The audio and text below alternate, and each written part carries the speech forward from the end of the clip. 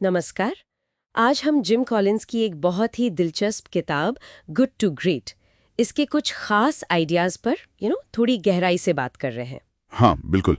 ये किताब असल में 5 साल की एक बड़ी रिसर्च पर आधारित है। अच्छा। हाँ, और इसमें ये समझने की कोशिश की गई कि कुछ कंपनियां कैसे साधारण या ठीक-ठाक से निकलकर एकदम महान, ग्रेट बन जाती हैं। जबकि कई दूसरी कंपनियां जो अच्छी होती हैं वो वहीं रह जाती हैं। एग्जैक्टली। अक्सर वो अच्छा होना ही महान बनने के रास्ते में आ जाता है। तो हमारा मकसद है उन कोर प्रिंसिपल्स को समझना जो ग्रेट कंपनियों को सिर्फ गुड कंपनियों से अलग करते हैं। और इस रिसर्च की सबसे खास बात ये थी, जैसा मैंने कहा, कि ये सिर्फ सफल कंपनियों को नहीं देख रही थी। अच्छा। हाँ, बल्कि उनकी तुलना उन कंपनियों से कर रही थी जिनके पास मौके वैसे ही थे पर वो छलांग नहीं लगा पाए। ओके, तो उस तुलना से पता चला कि असल में क्या काम करता है। हाँ, बिल्कुल, कि क्या चीजें वाकई में फर्क पैदा करती हैं। तो सबसे पहला और शायद चौंकाने वाला निष्कर्ष था लेवल 5 लीडरशिप। हाँ, लेवल 5। ये कॉन्सेप्ट बड़ा दिलचस्प है। ये लीडर कमाल के विनम्र होते हैं, लेकिन साथ ही उनमें पेशेवर इच्छा शक्ति, वो विल पावर जबरदस्त होती है। बिल्कुल। किम्बरली क्लार्क के डार्विन स्मिथ का उदाहरण दिया जाता है। हाँ, जिन्होंने अपनी गंभीर बीमारी से जूझते हुए और वो मुश्किल फैसला जैसे पेपर मिल बेचना, हाँ, वो कठोर निर्णय लेते हुए कंपनी को पूरी तरह बदल दिया। उनका फोकस खुद पर नहीं, कंपनी की महानता पर था। इसके एकदम उलट जो कंपनियां ग्रेट नहीं बन पाईं, उनमें अक्सर बड़े अहम वाले लीडर्स थे। हाँ, जहां शायद वो व्यक्तिगत शोहरत, वो लाइमलाइट कंपनी की लॉन्ग टर्म सफलता पर भारी पड़ गई।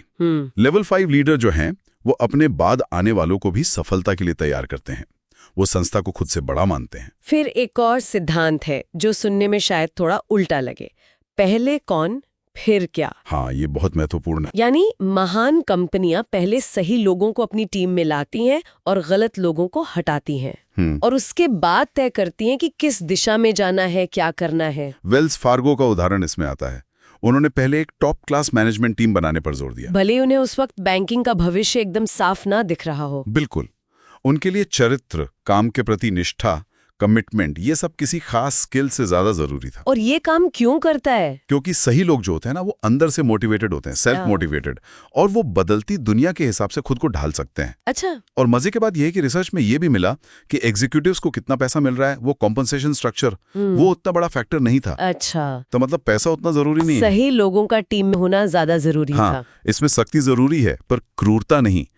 स्टैंडर्ड ऊंचे रखें, लेकिन लोगों के साथ व्यवहार सोच समझ कर करें। तो जब टीम सही होती है तब शायद मुश्किल सच्चाइयों का सामना करना भी आसान हो जाता है। हाँ, ये अगले सिद्धांत से जुड़ता है, कठोर तथ्यों का सामना करें पर विश्वास ना खोएं। इसे स्टॉकडेल पैराडॉक्स भी कहा गया है ना? बिल्कुल।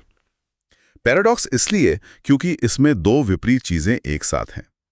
एक तरफ अटूट विश्वास कि आप अंत में जीतेंगे जरूर, और दूसरी तरफ अपनी आज की हकीकत, चाहे वो कितनी भी कड़वी क्यों ना हो, उसका सामना करने का अनुशासन। क्रोगर का उदाहरण इसमें फिट बैठता है। उन्होंने सुपरस्टोर के आने वाले ट्रेंड को पहचाना और अपने पूरे सिस्टम को बदल दिया। जबकि उनके जो कॉम्पिटिटर थे A&P, वो एक तरह से सच से मुंह मोड़ते रहे और पीछे रह गए। तो इसके लिए जरूरी है कि कंपनी में एक ऐसा माहौल हो जहां सच बोला और सुना जा सके। हाँ, जहां लोग खुलकर बहस कर सकें, बिना किसी पर इल्जाम लगाए, गलतियों से सीख सकें। सही बात। अब आते हैं हेजहॉग अवधारणा पर। हेजहॉग मतलब वो शाही जैसा जानवर। हाँ, वो लोमड़ी और हेजॉग वाली कहानी। लोमड़ी बहुत कुछ जानती है, पर हेजॉग बस एक बड़ी चीज जानता है। सही। महान कंपनियां इसी हेजहॉग की तरह होती हैं। वो 3 जरूरी सवालों के जवाब जहां मिलते हैं, उस पॉइंट पर फोकस करती हैं। पहला, आप किस एक चीज में दुनिया में सबसे अच्छे हो सकते हैं, सिर्फ अच्छे नहीं, बेस्ट। दूसरा, आपका इकोनॉमिक इंजन क्या ड्राइव करता है, पैसा असल में कैसे बनता है, जैसे प्रति ग्राहक मुनाफा या कुछ और तीसरा, आप किस चीज को लेकर पैशनेट है, किस काम में आपका जुनून है। वॉलग्रीन्स ने क्या किया, उन्होंने सुविधाजनक दवा की दुकानों पर फोकस किया जहां प्रति ग्राहक विजिट से लाभ ज्यादा था, और वो सफल हुए। जबकि उनकी कॉम्पिटिटर एकर्ड वो कई अलग अलग दिशाओं में भटक गई। हाँ, और ये समझना कि आप किस एक चीज में यूनिक तरीके से बेस्ट हो सकते हैं, ये रातों रात नहीं होता। इसमें वक्त लगता है, शायद 4 साल या उससे भी ज्यादा। और फिर इस हेजहॉग कॉन्सेप्ट पर टिके रहने के लिए चाहिए अनुशासन, अनुशासन की संस्कृति। बिल्कुल। इसका मतलब है ऐसे लोग जो अनुशासित हों, जिन्हें बहुत ज्यादा मैनेज करने की जरूरत ना पड़े। अनुशासित विचार यानी अपनी उस हेजहॉग अवधारणा से चिपके रहना। और अनुशासित कार्रवाई, एक्शन भी डिसिप्लिन्ड हो। ये कोई ब्यूरोक्रेसी या रूल बुक की बात नहीं है। नहीं नहीं, ये है सेल्फ डिसिप्लिन वाले लोग जो आज़ादी और जिम्मेदारी के फ्रेमवर्क में काम करते हैं। वो वेल्स फार्गो वाला किस्सा है ना। हाँ, कि कैसे उनके अधिकारियों ने खर्च कम करने के लिए कैंटीन का कॉटेज चीज धोकर इस्तेमाल किया। हाँ, जबकि शायद दूसरी बैंक के अधिकारी ऐसा ना करते। ये दिखाता है कि अनुशासन थोपा नहीं जाता, वो कल्चर से आता है। अच्छा, आजकल टेक्नोलॉजी की बहुत बात होती है। इस रिसर्च में टेक्नोलॉजी का क्या रोल था? देखिए, रिसर्च ये कहती है कि टेक्नोलॉजी अपने आप में सफलता का कारण नहीं बनती। वो एक त्वरक है, एक एक्सेलरेटर।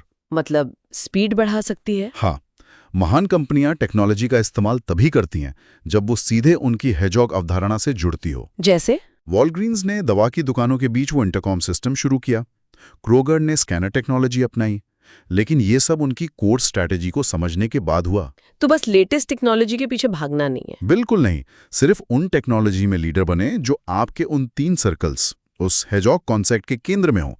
बाकियों में या तो बराबरी काफी है या उन्हें अनदेखा भी कर सकते हैं। और फिर ये सब चीजें मिलकर ये सारे सिद्धांत ये फ्लाईव्हील इफेक्ट पैदा करते हैं। हाँ, फ्लाईव्हील यानी वो भारी चक्का। महानता में बदलाव कोई अचानक होने वाली घटना नहीं है।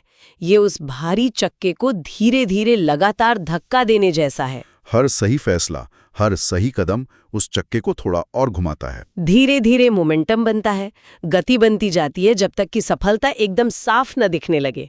कोई एक जादुई पल नहीं होता। जबकि जो तुलना वाली कंपनियां थी वो अक्सर डूम लूप में फंस जाती थीं। डूम लूप? हाँ, मतलब वो जल्दी रिजल्ट पाने के चक्कर में बड़े बड़े प्रोग्राम लॉन्च करती हैं या बड़े अधिग्रहण करती हैं। वो फेल होते हैं, फिर वो दिशा बदल लेते हैं। और इस चक्कर में वो कभी भी वो स्थायी गति, वो मोमेंटम बना ही नहीं पाते जो फ्लाईव्हील से बनता है। तो अगर संक्षेप में कहें गुड टू ग्रेट का सार क्या है? मेरे ख्याल से अनुशासित लोग, अनुशासित विचार यानी हेजहॉग कॉन्सेप्ट, हाँ, और अनुशासित कार्यवाही, ये सब मिलकर वो फ्लाईव्हील का मोमेंटम बनाते हैं। बिल्कुल, जो साधारण को असाधारण में बदल देता है। ये कोई रातों रात का चमत्कार नहीं, बल्कि लगातार डिसिप्लिन्ड कोशिशों का नतीजा है। सही कहा। और एक बात और, ये रिसर्च भले ही बिजनेस कंपनियों पर हुई क्योंकि उनका डेटा आसानी से मिल जाता है, लेकिन सोचिए ये सिद्धांत कितने यूनिवर्सल हैं। लेवल 5 लीडरशिप, पहले सही लोग, कड़वे सच का सामना, हेजॉग कॉन्सेप्ट, अनुशासन, फ्लाईव्हील। हाँ, ये तो किसी भी संगठन पर लागू हो सकते हैं। बिल्कुल,